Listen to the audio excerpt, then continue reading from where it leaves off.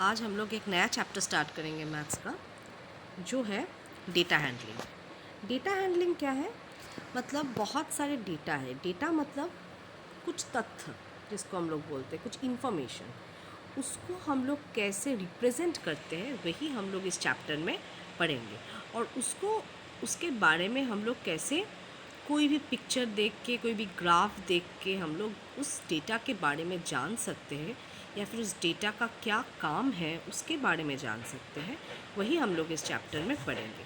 तो इस चैप्टर का जो पॉइंट्स है, बुलेट पॉइंट्स, वो है डेटा किसको बोला जाता है, बार ग्राफ किसको बोला जाता है, डबल बार ग्राफ किसको बोला जाता है, रिप्रेजेंटेटिव वैल्यूज़ किसको बोला जाता है, और chance and probability. Chance and probability is very interesting, वो हम लोग चैप्टर के एंड में करेंगे। लेकिन ये सब जानने से पहले डेटा क्या है वो हम लोगों को जानने की ज़रूरत है। अच्छा, डेटा क्या है? डेटा एक्चुअली एक कलेक्शन है, कुछ इन्फॉर्मेशन है। जैसे जब तुम लोग फॉर्म भरते हो कोई भी, तो उसमें क्या लिखा जाता है? नेम, डेट, एज, मेल हो या फीमेल हो, कितने दूर तक पढ़े हो, एज कितना है, वेट कितना है तुम्हारा, ये सब जब तुम लोग का हाइट वेट ये सब कर रहे थे, तो हाइट वेट ये सब एक डेटा है। डेटा मतलब तुम्हारे बारे में जानकारी है। डेटा मतलब एक प्रकार का जानकारी है। तो ये जानकारी एक्चुअली डेटा है, और इसको हम लोग रिप्रेजेंट कैसे करते हैं? रिप्रेजेंट मतलब कैसे उसको सजाते हैं, कैसे उसको डिस्प्ले करते हैं। उसको हम लोग टेबल में डिस्प्ले कर सकते हैं, पिक्चर में डिस्प्ले कर सकते हैं, कुछ सिंबल से उसका डिस्क्रिप्शन दे सकते हैं, ग्राफ बना सकते हैं। ये सब डेटा हैंडलिंग का एक पार्ट है। ये तुम लोग लास्ट चैप्टर में किए थे। और डेटा तो हो गया। मानो अगर सपोज़ एक स्टूडेंट है, स्टूडेंट का नाम सपोज़ ए है, उसके बारे में उसका नाम, उसका एज, उसका हाइट, उसका वेट, ये सब डेटा में आया। लेकिन ये डेटा कब इंफॉर्मेशन बनेगा? ये तभी इंफॉर्मेशन बनेगा जब ये डेटा से हम लोग एक मीनिंग निकाल सके, इसका मतलब समझ के उसको यूज़ कर सके, तभी ये डेटा इंफॉर्मेशन बनता है।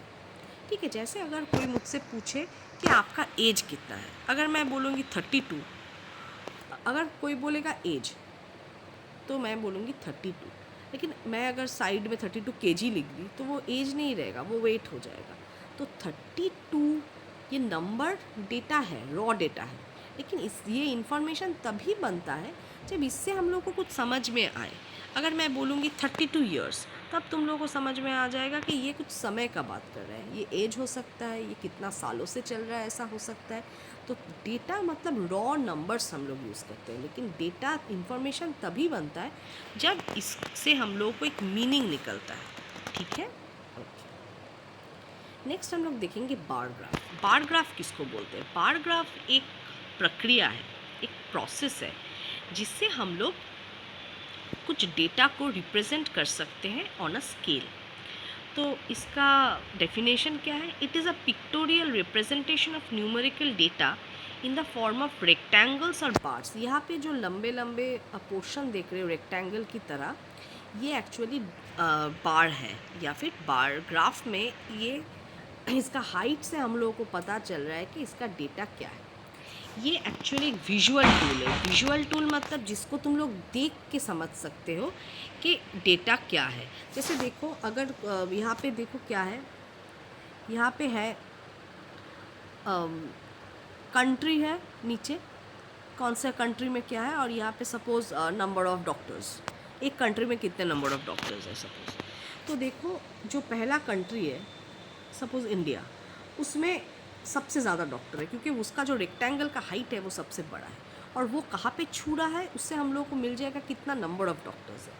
तो ऐसे करके जो हाइट ऑफ द रेक्टेंगल जब चेंज होते रहता है, तभी डेटा को हम लोग देख के, आँखों से देख के ही हम लोग कंपेयर कर सकते हैं कि कौन ज़्यादा है, कौन कम है, किस में कौन मीडियम है।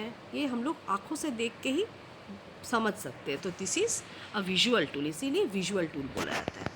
The height of each bar represents a suitable scale of the corresponding value of the numerical data. मतलब इसका जो हाइट है उससे हम लोगों को पता चल जाता है कि ये कौन सा न्यूमेरिकल डेटा के बारे में बात कर रहा है। ठीक है, मतलब किसके बारे में कितना नंबर, जैसे देखो हर साइड में जो लेफ़्ट हैंड साइड का जो लंबा स्केल है उसमें नंबर दिया जाता है। उसका नंबर इस रेक्टेंगल का कौन से जगह पे हेड को जब छूता है तभी हम लोगों को पता चलता है कि ये एक्चुअली कितना नंबर के बारे में बोल रहा है। न्यूमेरिकल मतलब कौन सा नंबर इस साइड में लिखा हुआ है और इसका सर जो है, इसका टॉप जो है वो कौन से नंबर को छू रहा है या फिर कौन से नंबर के आसपास है। ठीक है, ऐसे ही हम लोग करते हैं। आगे बढ़ते हैं। अभी हम लोग देखेंगे कि डेटा को हम लोग बार ग्राफ में कैसे ऑर्गेनाइज करते हैं, कैसे उसको वहाँ पे बिठाते हैं। तो यहाँ पे पहले हम लोगों को बोला जाता है रॉ डेटा। रॉ डेटा किसको बोलते हैं? जो ओरिजिनल फॉर्म में मिलता है। जैसे मैं तुम लोगों को अगर बोली कि 10, 20, 30 ऐसा, इसको हम लोग रॉ डेटा बोलते हैं। ठीक है, और रॉ डेटा को जब हम लोग सजाते हैं एक पर्टिकुलर प्रोसेस में, तब वो बनता है एक एरे। एरे मतलब कलेक्शन ऑफ डेटा। बहुत सारे डेटा को जब हम लोग एक पर्टिकुलर ऑर्डर में सजाते हैं, या फिर असेंडिंग टू डिसेंडिंग या फिर डिसेंडिंग टू असेंडिंग, कोई भी एक पर्टिकुलर ऑर्डर में जब हम लोग रॉ डेटा को सजाते हैं तब उसको हम लोग एरे बोलते हैं। और फ्रीक्वेंसी किसको बोलते हैं? ये सब तुम लोग पढ़े हुए हो, जस्ट मैं तुम लोग को रिकैपिचुलेट करवा रही हूँ। फ्रीक्वेंसी किसको बोलते हैं? कि एक डेटा कितना बार आ रहा है, कितना टाइम्स वो डेटा अपने आप को रिपीट कर रहा है, उसी को हम लोग फ्रीक्वेंसी बोलते हैं। जैसे देखो यहाँ पे 7 कितना बार आ रहा है? 1, 2, 3, 4, 5 बार 7 आ रहा है। ठीक है, तो मतलब फ्रीक्वेंसी ऑफ 7 इज़ 5। टैली तुम लोग ऑलरेडी कर चुके हो। टैली हम लोग कैसे करते हैं? अगर अगर 5 है, 5 को 1, 2, 3, 4 करेंगे और बीच में से काट देंगे तो वो 5 हुआ। अगर 7 करेंगे तो 1, 2, 3, 4, 5 काट दिया, 5 हो गया और 2 लाइन 7 बन गया। तो ऐसे करके हम लोग डेटा को सजाते हैं, जो ऑलरेडी तुम लोग कर चुके हो। लेकिन बार ग्राफ का प्रॉब्लम्स कैसे सॉल्व कर